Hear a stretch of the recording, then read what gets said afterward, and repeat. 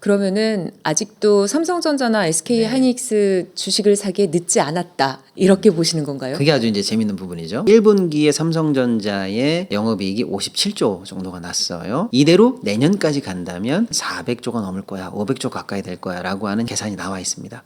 근데 그 정도면 얼마냐면요. 영업이익의 볼륨으로 치면 세계 1등이에요. 그리고 하이닉스는 올해 1분기 영업이익이 37조 정도 났는데요. 매출 대비한 영업이익률을 72% 정도를 했습니다. 그리고 엔비디아는 지금 AI 시대를 제패하고 있습니다만 그런 엔비디아의 영업이익률이 60% 후반대입니다. 우리나라 입장에서는 어마어마한 현재 호기를 맞고 있는 거고요. 이 로직이 꺾이지 않고 살아있는 한 제가 볼 때는 여전히 하이닉스나 삼성전자의 주가는 지금이 가장 싸다. 지금이 가장 싸다. 예, 저는 그런 평가를 하고 있습니다. 이 코스피 상승의 주역이 결국 SK 하이닉스고 코스피 상승을 이끌 수 있었던 게 HBM이라고 말씀도 하셨잖아요. 네. 그래서 사실은 이제 여전히 HBM 관련해서는 아직도 충분히 수요가 있고요. 하이닉스가 일단 제일 앞서가고 있는데 이제 추론 단계에 넘어가니까 기존에 우리가 좀 불효자처럼 아픈 손가락처럼 버려놨던 레거시 반도체가 이제 점점 더 필요해진 거예요. 점점 더 그 반도체를 가져다 쓰게 되나요? 맞습니다. 네. 그래서 사실은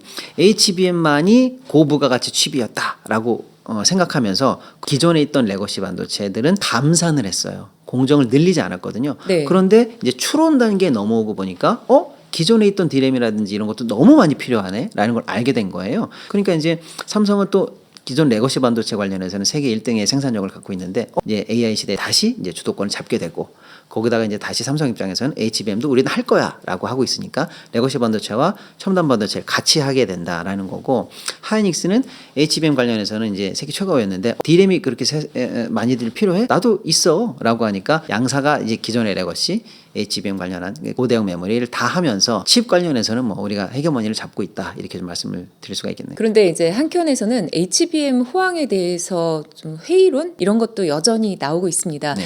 만약에 AI 산업의 거품이 꺼진다면 한국의 반도체 산업도 휘청거리게 될까요? 이거를 조금 자세히 나눠봐야 될 것 같은데요. 네. 예를 들어서 어마어마하게 투자하고 있는 미국의 이제 M7 회사들이 아직까지는 경쟁이 소위 말하는 이제 AI 소프트웨어 경쟁이잖아요. AI 산업 전체로 우리가 비율을 넓히고 시계열을 넓혀보면 소프트웨어 경쟁만이 경쟁인가? 그게 아니라는 거예요. 피지컬 AI에 들어가야 되는 곳에도 역시 또 칩이 필요하고 청소기나 냉장고나 가전에도 또 필요하고 에이전틱 AI로 들어가는 순간에도 여전히 반도체는 필요하다. 라는 거예요. 그래서 아직은 AI 산업이 어떻게 될지는 또 전망이 밝습니다만 반도체가 오히려 생명이 더 길 수 있다. 이런 전망이 있고요. 저는 뭐 거기에 동의를 하고 있습니다. 한편으로 이제 버블 이런 것들을 많이들 걱정하십니다. 증시도 조금 과열되고 있는 측면이 없지 않아 있고요. 그런데 버블을 걱정하는 분들에게 또 재미있는 격언이 있는 게 뭐냐면 그래 너도 알고 나도 아는 게 버블이야. 우리 지금 파티 중이야. 증시의 격언입니다. 경찰이 파티를 해산하러 호루라기를 불고 들어올 수도 있어. 우리 알지만 그 언제 끝날지 모르는 파티가 무서워서 파티를 안 즐길 거야 라는 거죠. AI 산업에 대해서 인프라 얘기도 하셨는데요. AI 산업이 단순히 챗봇이나 반도체만에 국한되진 않고 있지 않습니까? 예를 들어서 뭐 인프라 산업 역시 낙수 효과를 보고 있고 그리고 AI 전력 선비주가 최근에 폭등을 하면서 오랜만에 전선주들이 관심을 받고 있기도 해요. AI 덕분에 떠오르는 산업 분야, 뭐 인프라 이런 거 이외에 또 어떤 게 있을까요? 요즘 이제 이런 말을 이제 병목이라고 해요. 그런데 점점 AI가 이제 발전될수록 우리가 느끼는 게 뭐냐면 병목을 반도체만 잡고 있는 게 아니네라는 걸 이제 알게 됐어요. 데이터 센터에는 전기가 필요하네. 그런데 전력이 부족한데 그래서 어떻게 해야 전력을 생산할 수 있어? 라고 해서 이제 원전 테마가 또 타지기도 하고 신재생 에너지로 눈을 돌리기도 하고 그다음에 전력을 겨우 생산했다고 치자. 그런데 센터까지 넘겨오려면 무조건 전선이 필요하네. 근데 데이터 센터에 그 전선을 타고 온 전력이 배전되거나 하려면 배전, 변압 여기도 다 AI 산업 생태계의 소위 말하는 목을 잡고 있는 거네 라는 걸 알게 된 거예요. 우리나라 입장에서는 거의 이 AI 관련한 모든 병목이라고 말할 수 있는 섹터를 우리는 다 갖고 있어요. 뭐 반도체라는 한 섹터뿐만 아니라 다른 모든 섹터에 관해서도 그게 호응을 하고 있고 우리 투자자분들도 뭐 눈여겨보시면 괜찮을 거다 이런 생각이 좀 들고요. 어느 정도까지 사실 AI 관련해서 병목이 커지고 있냐면 전력도 필요한데 조선은 AI가 아니지 않아? 이렇게 생각하실 수도 있는데요. 배 안에 선박 엔진이 들어가잖아요. 네. 가만히 생각해보면 그 엔진은 결국 선박을 굴리는 발전원이거든요. 네. 그러니까 지금 데이터 센터 만들어야 되는데 원전은 얼마나 걸리니? 한 10년 걸려?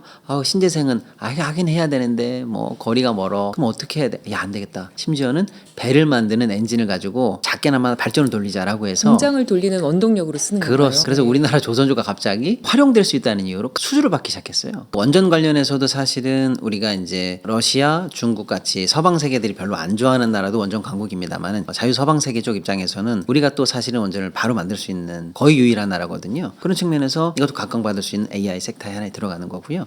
많은 분들이 아시는 우리나라 주당 가격 가장 높은 효성중공업 같은 경우에도 네. 연합으로 지금 현재 AI 총화로 지금 발돋움하면서 400만 원이 넘는데 지금 뭐 8% 10%씩 계속 올라가고 있는 상황. 사실 조선업 하면요 마감한 생각을 했었어요. 그런데 이렇게 말씀하시는 마스가. 것처럼 생각지 못한 분야에서 필요한 것들이 나올 수 있기 때문에 넓게 봐야겠네요. 맞습니다. 그러니까 지금 AI 생태계가 우리가 예상 못한 이런 식으로 계속 튀고 있단 말이에요. 제가 말씀드린 게 바로 그거예요. 눈을 열고 다양한 비율을 가지고 보실 만한 섹터가 많다. 이런 말씀 좀 드릴 수가 있겠네요.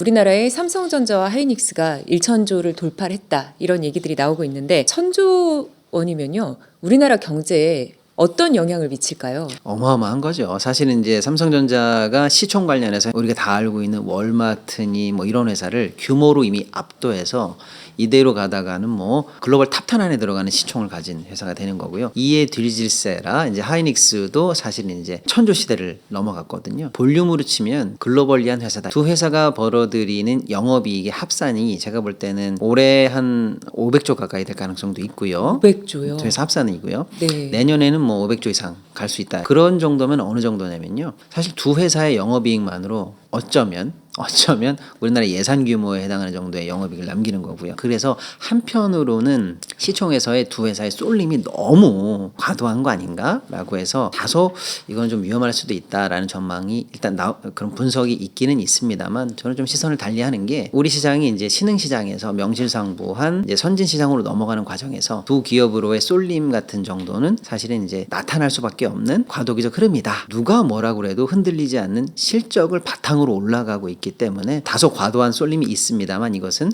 선진시장으로 가기 위한 뭐 통과 의례라고 보고 근거 있는 쏠림이기 때문에 크게 걱정할 정도는 아니지 않느냐 이렇게 좀 생각하고 있습니다. 정부 정책에서 AI 세제 지원 정책이 자칫 대기업들의 세금을 깎아준다. 그래서 부자 감세다. 이런 비판도 나오고 있거든요.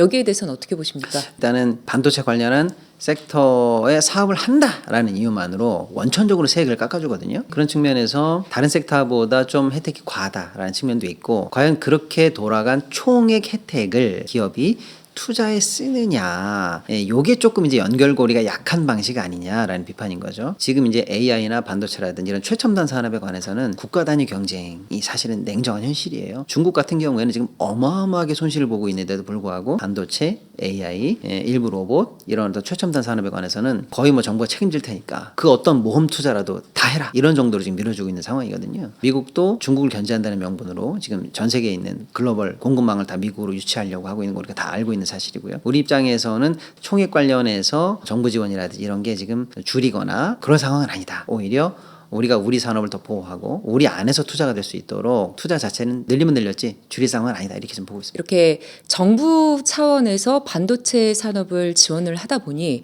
거기에 나오는 성과급을 SK 하이닉스와 삼성전자 직원들이 나눠 갖는 거에 대해서 사실은 말이 많아지고 있는 상황입니다. 네. 거기에 대해서 뭐 격차도 느낀다 그런 얘기들도 나오고요. 여기에 대해서는 좀 어떻게 풀어가야 될까요? 아주 재미있는 논점이에요. 사실은 이제 이 논란이 촉발된 거는 하이닉스에서 노조와 사측 간에 이제 임단협이 타결됐는데 그동안 이제 하이닉스가 갖고 있던 성과급의 캡 상한이 있었거든요. 상한을 없앴어요. 네. 아예 없앴어요. 그리고 영업이익의 10%를 초과이익 분배금으로 따로 떼기로 했거든요. 그래서 그 10%에 해당하는 영업이익을 사실상 성과금으로 줄 수 있도록 제도를 마련한 거예요. 그러니까 영업이익이 이렇게 계속 커지면 커지는 만큼 그 총 10%니까 총액은 점점 늘어날 수 있는 거고 한계가 없다 보니까 지금 뭐 올해 같은 경우에는 아마 하이닉스 직원들 같은 경우에는 인당 성과급이 6억에서 8억 정도가 기본적으로 될 것 같아요. 자, 하이닉스가 이 정도가 되다 보니 삼성 입장에서 우리가 1등인데 우리는 왜 그 성과급을 못 받는 거야 라고 하는 요구사항이 노조의 요구는 그거예요. 그럼 우리는 영업이익 15%를 줘라. 그리고 우리도 성과급의 상한을 없애라. 근데 여기 이제 다양한 논점들이 좀 숨어 있죠. 예를 들면은 회사가 어마어마하게 성장을 해서 성과가 났어요. 그럼 이걸 누구에게 먼저 분배하는 것이냐. 주주가 우선이지 일하는 근로자가 우선이냐 노동자가 우선이냐 이런 논점이 하나 생기는 거고요. 예.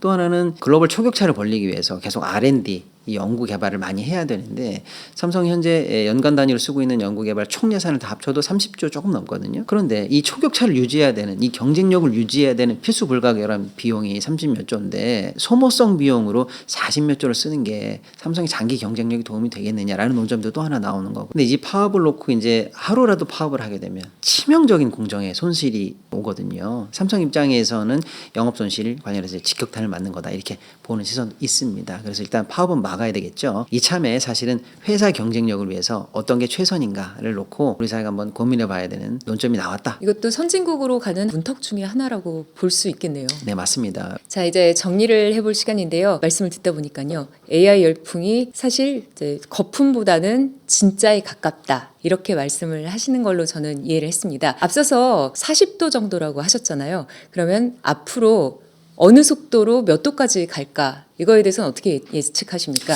제가 볼 때 2027년까지는 80도 이상까지 가는데 아무 문제가 없다. 그럼 1년 만에 2배가 간다는 말씀이시네요. 네, 아무 문제 없다 이렇게 보고요. 지금부터 1년 반 이상은 이 반도체 AI 슈퍼사이클은 이어진다 이렇게 보고요. 그렇기 때문에 적어도 올해 말 내년 상반기까지는 증시 관련해서도 투자하시는데 문제 없겠다 이런 뷰를 갖고 있습니다. 자, 마지막으로요. 우리 시청자 여러분들께서는요. 이 AI라는 거대한 흐름 이걸 어떤 눈으로 바라보고 또 어떻게 거기에 탑승을 해야 될까요? 제가 볼 때는 두 가지로 좀 나눠서 봐야 될 것 같아요. 하나는 이제 AI라는 산업 자체가 국가에 도움이 되고 잘 크느냐. 제가 할 때 쭉 지금까지 말씀드린 것처럼 그건 이상 없을 것 같다 이런 말씀드렸고 또 이제 증시나 이런 쪽에 투자적으로 생각하시는 분들 입장에서도 아직은 이상 없을 것 같다. 지금이 제일 싸다. 아직도 안 늦었다. 이런 말씀 드리고요. 다만 이제 AI가 본격적으로 더 많이 확산되고 문명화될 때 사회상 관련해서는 조금 이제 다른 영향이 있을 것 같아요. 예를 들어서 지금 현재 회계 부분 법무 부분, 뭐 노무 부분 이런 부분에 있어서는 현재 지금도 사실은 이제 고용 절벽이 느껴져요. 에이 산업이 좋은가 봐, 회사들이 잘 되는가 봐, 증시도 올라가고 있어 이렇게 장밋빛 전망 속에서만 논의하고 있는데요. 그건 그거대로 경제적인 이익이니까요. 그건 그대로 보되 그 다음 우리가 경제인으로서 사회인으로서 AI가 만들어가는 이런 삶의 문제 요거에 관해서는 사회적 담론이 빨리 좀 시작돼야 된다. 오늘 AI와 증시 그리고 관련 산업들에 대해서 얘기를 나눠봤습니다. 오늘 함께해 주신 소감 한 말씀 부탁드릴게요.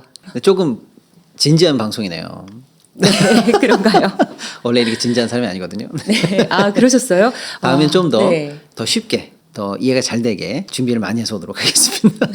고맙습니다. 그러면은 저희가 지수 올라가는 걸 보면서 네. 다시 한번 모시도록 하겠습니다. 지수 급등을 이끈 건 AI라는 거대한 흐름인데요. 이것이 거품이든 아니든 분명한 거는 인프라는 남고 기술은 진보한다는 겁니다. 다음 시간에도 흥미로운 기술 이야기로 돌아오겠습니다. 시청해주신 여러분 고맙습니다.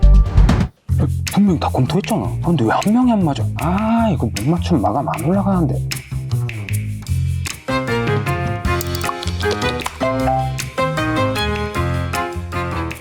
너 뭐냐?